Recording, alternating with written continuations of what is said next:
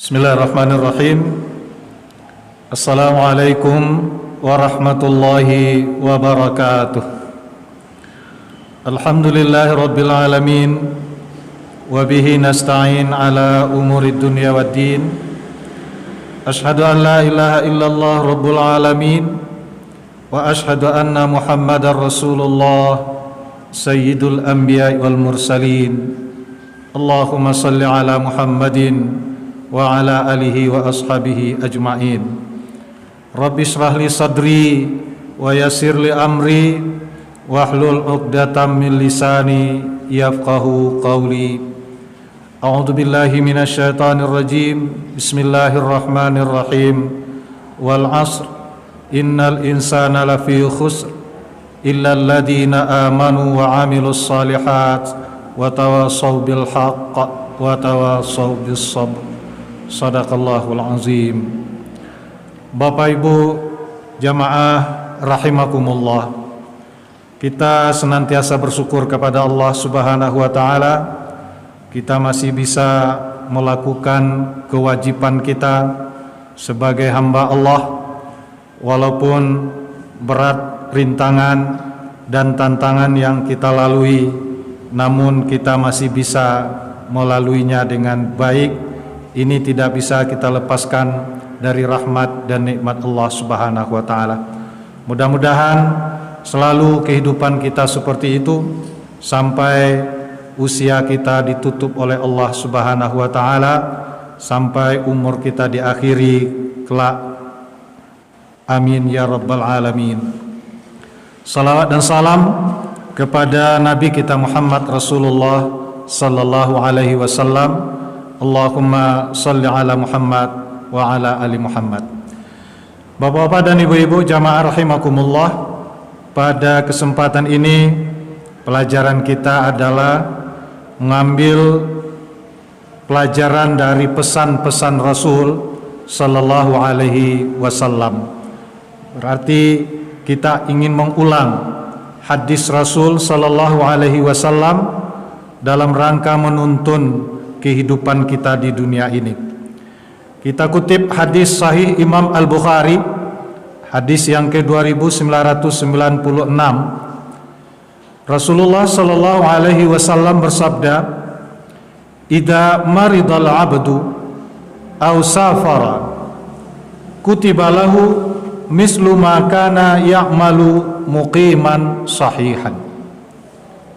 Apabila seorang hamba sakit atau dia melakukan perjalanan, ditulis pahala bagi dia sebagaimana pahala dia mengerjakan amal ketika sehat dan ketika tidak melakukan perjalanan. Bapak dan ibu-ibu jamaah rahimakumullah, sangat jelas oleh kita pesan Rasul itu tadi, yaitu begitu kepemurahan Allah Subhanahu wa taala terhadap kita sebagai hamba. Apabila kita sakit atau melakukan perjalanan sehingga terhalang untuk melakukan ibadah sebagaimana mestinya, maka di situ pahala tetap diberi oleh Allah Subhanahu wa taala sebagaimana kita dulu melakukan sebelum terhalang itu. Ini pemahaman umum dari hadis itu. Bapak Ibu jamaah rahimakumullah, untuk lebih jelasnya mari kita lihat pemahaman dari ulama untuk mendekatkan kita kepada hadis Rasul sallallahu alaihi wasallam itu. Di antaranya kita kutip apa yang ditulis oleh Imam Ibnu Hajar Al-Asqalani di dalam kitab beliau Fathul Bari, juz yang ke-6 halaman 166. Ketika menjelaskan hadis ini, beliau mengingatkan kepada kita. Satu, wa huwa fi haqqi man kana ya'malu ta'atan famuni'a minha wa kanat niyyatuhu laulal mani'u ayyaduma 'alaiha. Artinya, orang yang akan dapat pahala itu ketika dulu sebelum ada penghalang, memang dia selalu taat dan melakukan amal itu. Jadi ketika dulu kita, ketika sehat, ketika kita tidak melakukan perjalanan, kita selalu melakukan ibadah. Maka kalau diberikan Allah kita ujian, kita sakit atau kita berada di perjalanan, sementara niat kita tetap ingin melakukan amal sebagaimana biasanya, tetapi di situ ada halangan. Famuni'a, terhalang kita melakukan itu, sementara niat kita tetap laulal mani ayyadu ma'alaiha. Andaikan tidak ada yang melarang itu, kita akan tetap beribadah sebagaimana biasa. Nah, itu orang yang akan dapat pahala sebagaimana dia dulu mengerjakan amal itu. Bapak dan ibu-ibu jamaah rahimakumullah, di sini Rasul mengingatkan rahmat dan nikmat Allah kepada kita. Walaupun kita tidak beramal sebagaimana biasanya, tapi karena ada penghalang dan dulu memang amal kita ada seperti itu, maka kita akan tetap mendapat balasan dari Allah Subhanahu wa taala. Itu yang pertama dijelaskan oleh Ibnu Hajar Al-Asqalani. Nah, kita bawa ke dalam diri kita, Bapak Ibu-ibu jamaah yang berbahagia. Ketika kita dulu kita tidak ada halangan, tidak ada yang menghambat kita ke masjid misalnya, kita selalu salat berjamaah ke masjid, kita selalu melakukan kegiatan-kegiatan yang sunnah lainnya, baca Al-Quran, tasbih, zikir dan segala macam, kita bisa lakukan itu. Lalu ada penghalang, misalnya kita diuji oleh Allah dengan sakit, maka kita tetap dapat balasan sebagaimana dulu kita kerjakan. Ini pemahaman pertama dari hadis itu. Namun diingat, yang kedua, kata Ibnu Hajar Al-Asqalani, diberikan syarat, mangkanat adatuhu ayusalliya jama'atan fata'adzara fanfarada kutibalahu sawabul jama'ah. Ini diberikan penegasan oleh Ibnu Hajar Al-Asqalani lebih jauh waktu menjelaskan hadis ini sekalian dengan contoh. Ketika kebiasaan seseorang dia salat berjamaah, lalu terjadi penghalang, fanfarada, lalu dia salat sendirian, maka tetap diberi pahala jamaah, kutibalahu sawabul jamaah, tetap ditulis pahala jamaah. Itu didekatkan dengan contoh. Jadi kalau tadi pertama secara umum, apa yang kita lakukan amal ketaatan ketika kita tidak ada halangan, itu bersifat umum. Lalu diberikan di antara contoh, ketika kita biasa salat berjamaah, maka terjadi penghalang, kita sakit, maka kita tentu salat sendirian. Dan salat sendirian di rumah barangkali juga tidak seperti biasa, mungkin ada yang duduk karena ada halangan untuk berdiri misalnya, maka Bapak dan Ibu kita semua jangan bersedih. Ini kabar gembira dari Rasul, nikmat Allah dan rahmat Allah akan selalu tercurah kepada kita. Jadi tidak usah sedih kita, tidak usah kita kecewa ketika kita sakit, kita mendengar azan di masjid, lalu kita merasa suatu kerugian yang besar terhadap diri kita. Jangan. Di sini hadis Nabi mengingatkan dengan syarat ketika dulu waktu lapang, waktu sehat, memang kebiasaan kita ada terhadap amal yang kita lakukan itu. Ini syaratnya, Bapak Ibu dari penjelasan hadis itu. Kemudian yang wajib juga bisa masuk di dalam hal ini. Kata Ibnu Hajar Al-Asqalani, wala mani'a min dukhulil faraid fi dzalika. Kegiatan yang wajib, tidak saja yang sunnah. Kalau tadi salat ke masjid, berjamaah ke masjid, membaca Al-Quran, tasbih dan segala macam. Tapi yang wajib juga termasuk di dalam ganjaran disebut di dalam hadis ini. Apa makna yang wajibnya? Kalau yang wajib tidak bisa kita kerjakan secara sempurna, namun pahalanya tetap juga sebagaimana yang sempurna kita lakukan. Kita lihat penjelasan beliau. Idza ajaza 'anil ityan biha 'alal hayatil kamilah ayyuktabalahu ajru ma ajaza anhu ka salatil marid jalisan yuktabulahu ajrul qaim. Ketika kita sakit, Bapak dan Ibu, tentu ibadah kita sudahlah tidak ke masjid, kemudian di rumah sendirian.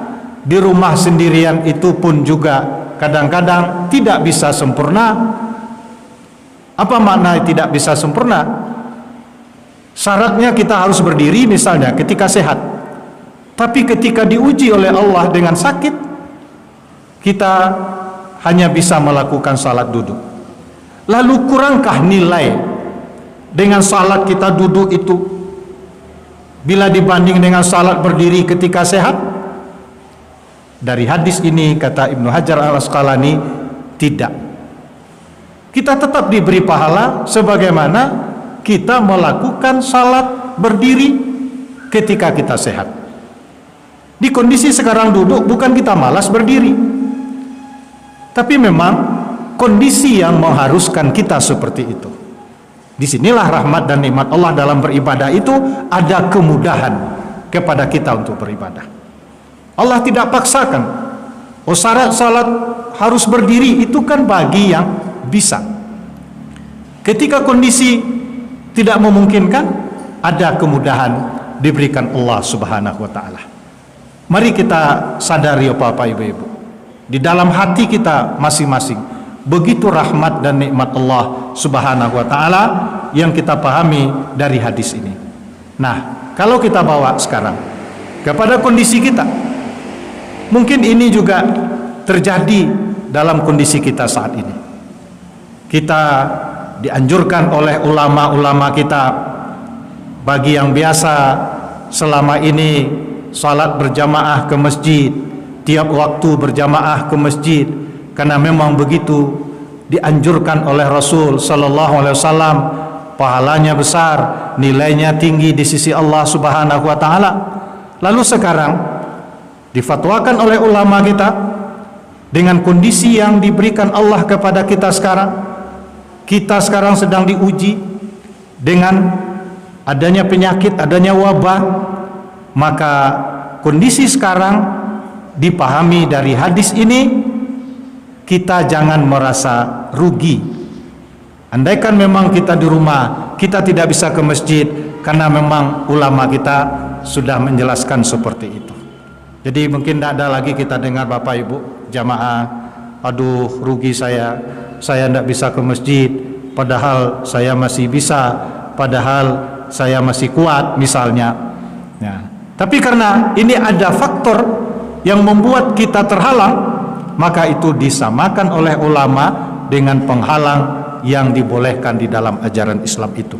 Karena di dalam fatwa Majelis Ulama Indonesia yang sudah kita ketahui bersama itu, fatwa nomor 14 2020 itu, ketika kondisi satu daerah tidak terkendali, di kita baca di halaman 9 di fatwa Majelis Ulama itu, di Majelis Ulama, fatwa Majelis Ulama, ulama-ulama kita sudah sangat berhati-hati menetapkan fatwa itu. Bapak Ibu, kita baca, dalam kondisi penyebaran COVID-19 tidak terkendali di suatu kawasan yang mengancam jiwa umat Islam, yang mengancam jiwa umat Islam dan juga umat yang lain, maka umat Islam tidak boleh menyelenggarakan salat Jumat di kawasan tersebut sampai keadaan menjadi normal kembali, dan wajib menggantinya dengan salat zuhur di tempat masing-masing. Demikian juga tidak boleh, ini ingat, tidak boleh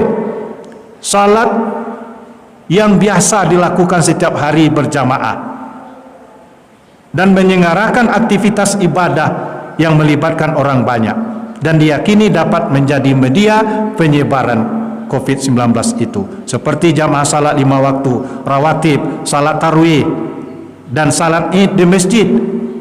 Ini larangan dalam kondisi, ingat Bapak Ibu jamaah, ulama kita mengingatkan, dalam kondisi tidak terkendali di satu kawasan. Jadi ketika sekarang kita mendengar kondisi seperti itu, para yang berwenang mengingatkan kepada kita, masyarakat di sini kondisinya tidak terkendali, maka dia tidak boleh salat ke masjid, tidak boleh mengadakan pertemuan, keramaian, dan kegiatan-kegiatan lain yang mengacu ke situ. Nah, Bapak dan Ibu, berarti berdampak kepada ibadah kita. Kalau memang sudah begitu keadaannya, kalau memang penyebarannya tidak terkendali. Ingat di situ ada batasannya. Jadi ketentuannya tidak terkendali. Tapi kalau terkendali, lihat nomor 5 nanti kita baca fatwa ini. Dalam kondisi penyebaran yang terkendali, umat Islam wajib, ingat Bapak Ibu jamaah, wajib menyelenggarakan salat Jumat dan boleh menyelenggarakan aktivitas ibadah yang melibatkan orang banyak seperti jamaah salat 5 waktu. Ini dalam kondisi terkendali. Nah, lalu siapa yang menentukan itu? Terkendali dan tidak terkendali itu? Sebelumnya diingatkan, itu adalah yang berwenang. Jadi kalau Bapak Ibu baca lagi sebelumnya, kita akan membaca di situ ketetapan pihak yang berwenang. Di orang yang punya ilmu di bidang itu, apa satuan tugas, apakah orang kesehatan, dia mengatakan dengan kriteria yang ada menurut ilmunya, ini sekarang terkendali, ini tidak terkendali, maka disitulah hukum ini masuknya. Karena hukum ini tidak bisa diratakan seperti itu. Ini kata Majelis Ulama ketika memutuskan itu. Jadi ketika ada kita yang berdampak seperti itu, Bapak dan Ibu jamaah yang berbahagia, kondisinya tidak terkendali menurut yang berwenang, maka disitulah kondisi kita tidak bisa ke masjid. Lalu rugikah kita seperti itu? Nah, di sini hadis Nabi tadi mengingatkan tidak rugi dan jangan merasa rugi. Itu satu pemahaman dari hadis tadi.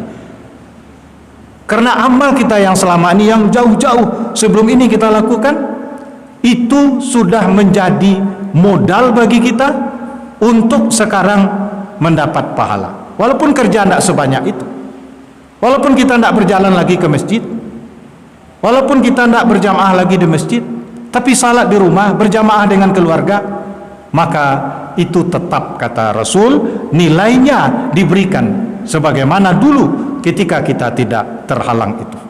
Bapak jamaah rahimakumullah, begitu luasnya rahmat dan nikmat Allah Subhanahu wa taala kepada kita.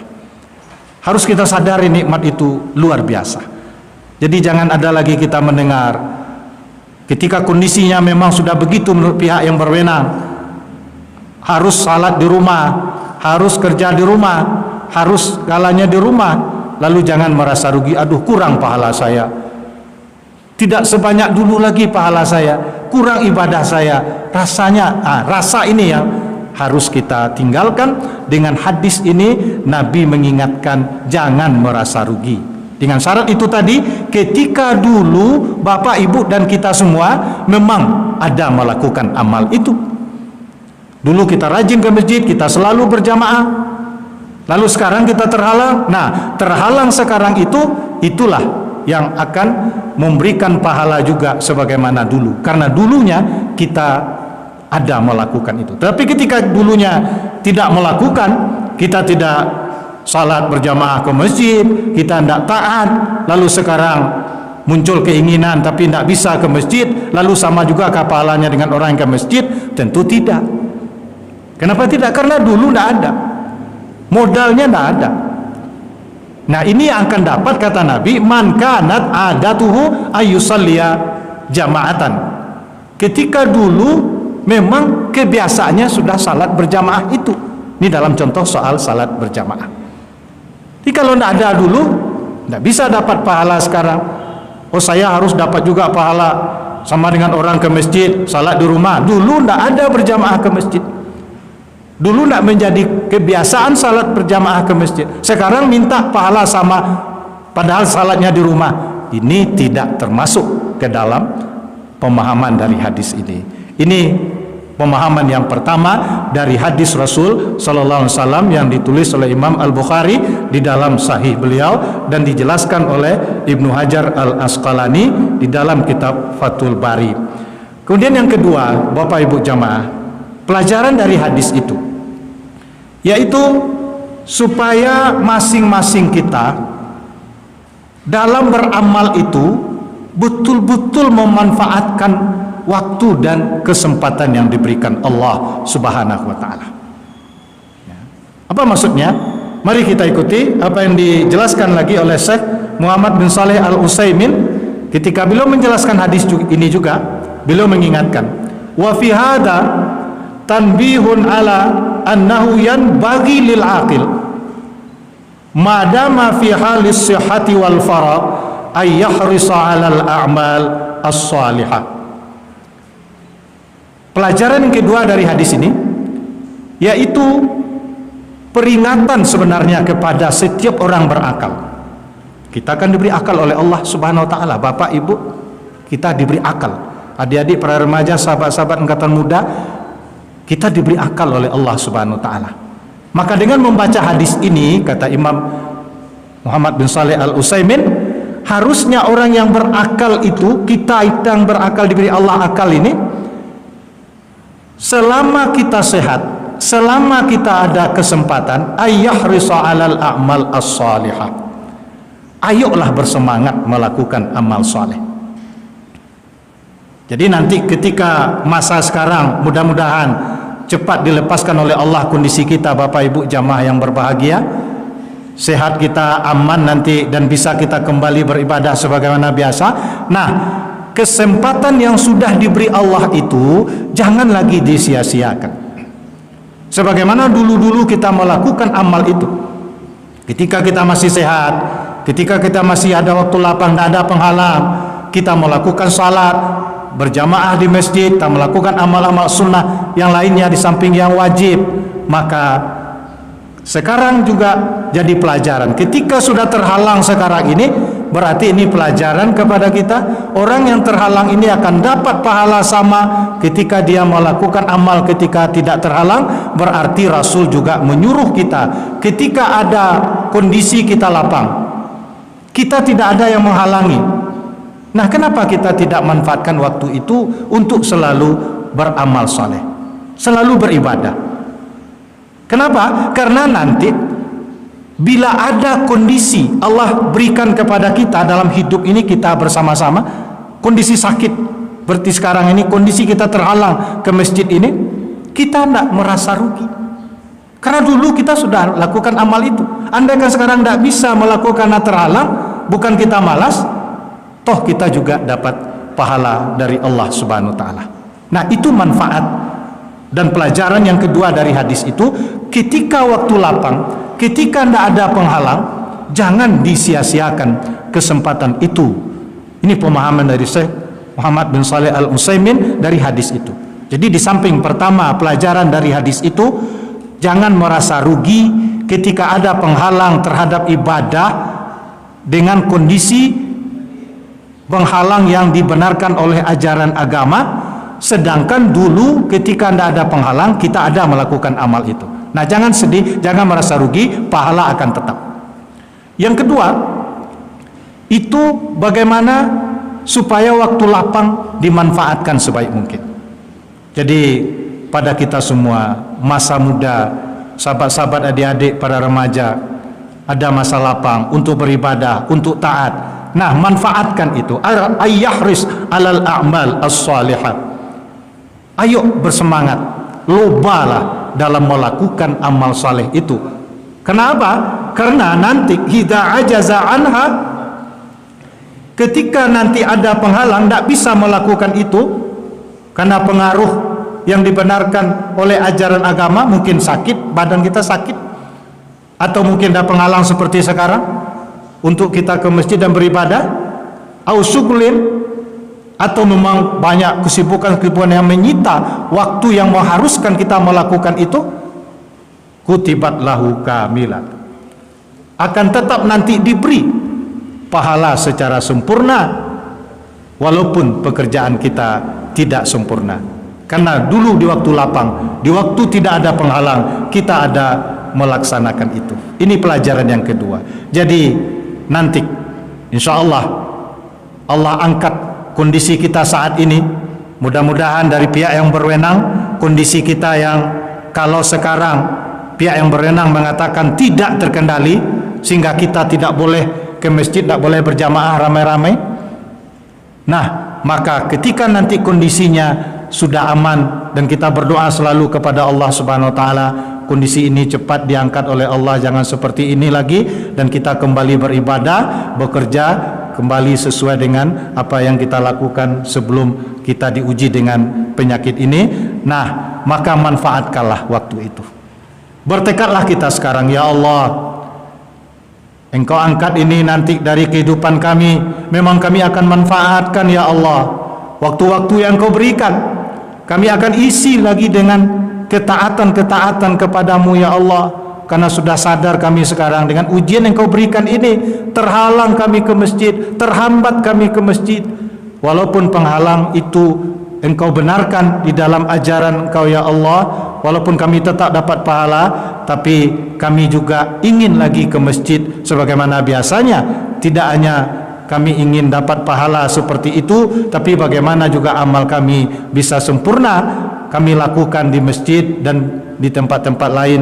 Nah, Bapak Ibu jamaah sekalian, bertekadlah kita untuk itu. Jadi dengan cepat dilepaskan oleh Allah Subhanahu wa taala kondisi ini, dan kita berdoa selalu. Mari setiap kita berdoa, saya berdoa, Bapak Ibu dan di rumah kita masing-masing sudah salat, mari kita berdoa cepat diangkat oleh Allah Subhanahu wa taala wabak dan ujian ini, penyakit ini, dan kita terhindar dari hal-hal ini di masa yang akan datang. Karena dalam hadis juga Nabi ingatkan, ada doa kita terjauh dari penyakit yang berbahaya. Allahumma inna na'udzubika minal barasi wal jununi wal juzami wa sayyi'il asqam. Ya Allah, jauhkan kami dari penyakit yang berbahaya, penyakit kusta, penyakit rusak pikiran, dan segala penyakit-penyakit buruk lainnya, jauhkan dari kami ya Allah. Amin ya rabbal alamin. Bapak Ibu jamaah yang berbahagia, inilah barangkali yang kita ambil pelajaran dari hadis Rasul sallallahu alaihi wasallam sebagai pengisi waktu kita pada kesempatan ini. Mudah-mudahan Allah selalu berikan yang terbaik kepada kita, dan juga harus kita yakini apa yang diberikan Allah itu ada hikmah di balik itu. Jelas untuk orang yang beriman, ini adalah satu kebaikan yang diberikan Allah untuk menambah keimanan dan meningkatkan kualitas kita di sisi Allah Subhanahu wa taala.